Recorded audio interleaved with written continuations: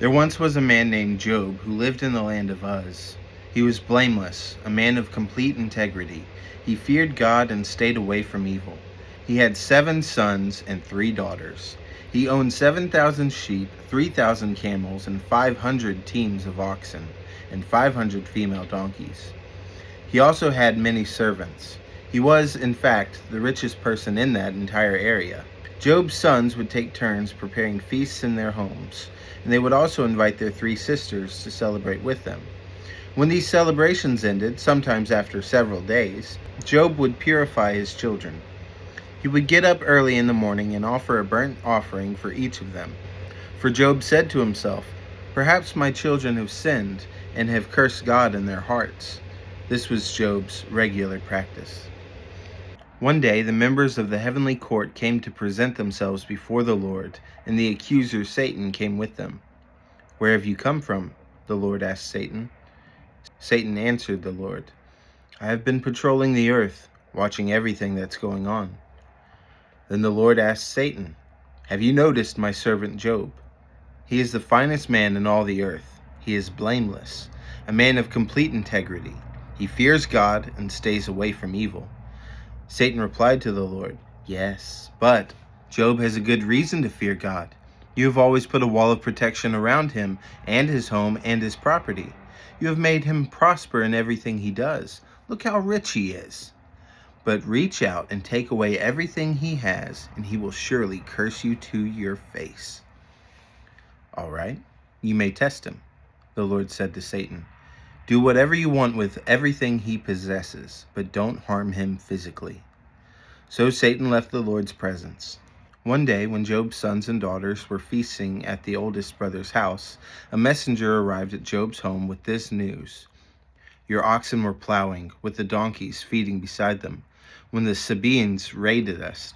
They stole all the animals and killed all the farm hands. I am the only one who escaped to tell you." While he was still speaking, another messenger arrived with this news: "The fire of God has fallen from heaven and burned up your sheep and all the shepherds. I am the only one who escaped to tell you." While he was still speaking, a third messenger arrived with this news: "3 bands of Chaldean raiders have stolen your camels and killed your servants. I am the only one who escaped to tell you." While he was still speaking, another messenger arrived with this news: "Your sons and daughters were feasting in their oldest brother's home. Suddenly a powerful wind swept in from the wilderness and hit the house on all sides. The house collapsed, and all your children are dead. I am the only one who escaped to tell you." Job stood up and tore his robe in grief. Then he shaved his head and fell to the ground to worship.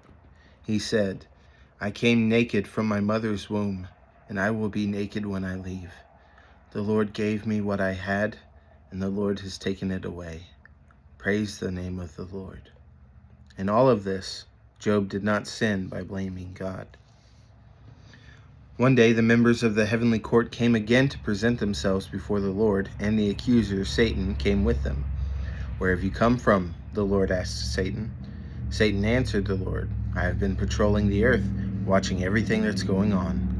Then the Lord asked Satan, "Have you noticed my servant Job? He is the finest man in all the earth. He is blameless, a man of complete integrity. He fears God and stays away from evil, and he has maintained his integrity, even though you urged me to harm him without cause." Satan replied to the Lord, "Skin for skin. A man will give up everything he has to save his life, but reach out and take away his health, and he will surely curse you to your face." "All right, do with him as you please," the Lord said to Satan, "but spare his life." So Satan left the Lord's presence, and he struck Job with terrible boils from head to foot. Job scraped his skin with a piece of broken pottery as he sat among the ashes. His wife said to him, "Are you still trying to maintain your integrity? Curse God and die." But Job replied, "You talk like a foolish woman. Should we accept only good things from the hand of God, and never anything bad?" So in all this, Job said nothing wrong. When 3 of Job's friends heard of the tragedy he had suffered, they got together and traveled from their homes to comfort and console him. Their names were Eliphaz the Temanite, Bildad the Shuhite, and Zophar the Naamathite. When they saw Job from a distance, they scarcely recognized him. Wailing loudly, they tore their robes and threw dust into the air over their heads to show their grief. Then they sat on the ground with him for 7 days and nights. No one said a word to Job, for they saw that his suffering was too great for words. At last, Job spoke, and he cursed the day of his birth. He said, "Let the day of my birth be erased, and the night I was conceived. Let that day be turned to darkness, let it be lost even to God on high, and let no light shine on it. Let the darkness and utter gloom claim that day for its own. Let a black cloud overshadow it, and let the darkness terrify it. Let that night be blotted off the calendar, never again to be counted among the days of the year, never again to appear among the months. Let that night be childless, let it have no joy. Let those who are experts at cursing, whose cursing could rouse Leviathan, curse that day. Let its morning stars remain dark. Let it hope for light, but in vain. May it never see the morning light. Curse that day for failing to shut my mother's womb, for letting me be born to see all this trouble. Why wasn't I born dead? Why didn't I die as I came from the womb? Why was I laid on my mother's lap? Why did she nurse me at her breasts? Had I died at birth, I would now be at peace. I would be asleep and at rest. I would rest with the world's kings and prime ministers, whose great buildings now lie in ruins. I would rest with princes, rich in gold, whose palaces were filled with silver. Why wasn't I buried like a stillborn child, like a baby who never lives to see the light? For in death the wicked cause no trouble, and the weary are at rest. Even captives are at ease in death, with no guards to curse them. Rich and poor are both there, and the slave is free from his master.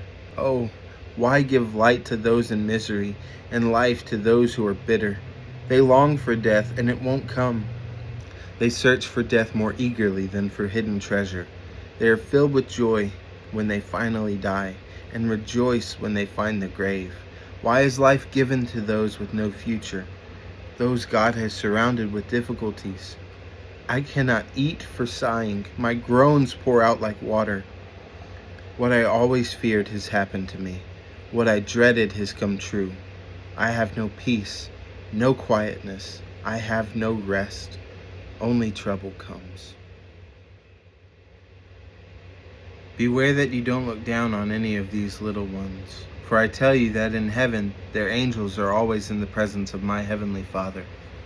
If a man has 100 sheep and one of them wanders away, what will he do?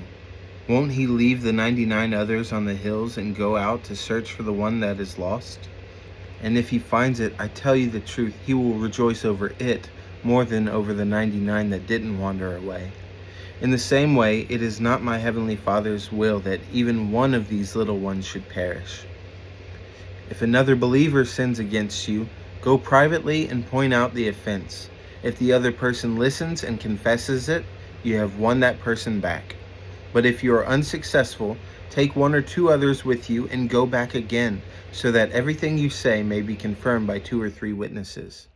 If the person still refuses to listen, take your case to the church.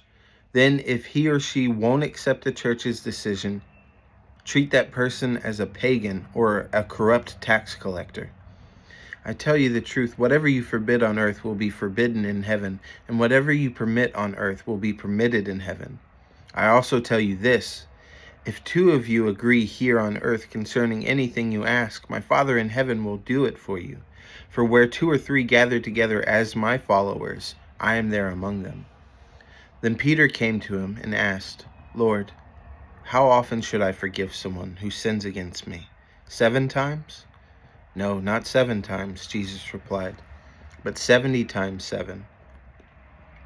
Therefore, the kingdom of heaven can be compared to a king who decided to bring his accounts up to date with servants who had borrowed money from him. In the process, one of his debtors was brought in who owed him millions of dollars.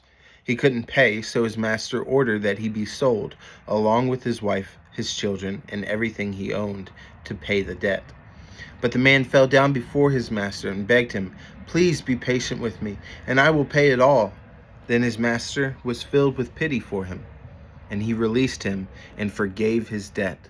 But when the man left the king, he went to a fellow servant who owed him a few $1,000s. He grabbed him by the throat and demanded instant payment. His fellow servant fell down before him and begged for a little more time. "Be patient with me, and I will pay it," he pleaded. But his creditor wouldn't wait. He had the man arrested and put in prison until the debt could be paid in full. When some of the other servants saw this, they were very upset. They went to the king and told him everything that had happened. Then the king called in the man he had forgiven and said, "You evil servant, I forgave you that tremendous debt because you pleaded with me. Shouldn't you have mercy on your fellow servant, just as I had mercy on you?" Then the angry king sent the man to prison to be tortured until he paid his entire debt. That's what my heavenly Father will do to you if you refuse to forgive your brothers and sisters from your heart. Keep me safe, O God, for I have come to you for refuge. I said to the Lord, "You are my master. Every good thing I have comes from you." The godly people in the land are my true heroes. I take pleasure in them. Troubles multiply for those who chase after other gods. I will not take part in their sacrifices of blood, or even speak the name of their gods. Lord, you alone are my inheritance, my cup of blessing. You guard all that is mine. The land you have given me is a pleasant land. What a wonderful inheritance. I will bless the Lord who guides me. Even at night, my heart instructs me. I know the Lord is always with me. I will not be shaken, for he is right beside me. No wonder my heart is glad and I rejoice. My body rests in safety. For you will not leave my soul among the dead, or allow your Holy One to rot in the grave. You will show me the way of life, granting me the joy of your presence and the pleasures of living with you forever.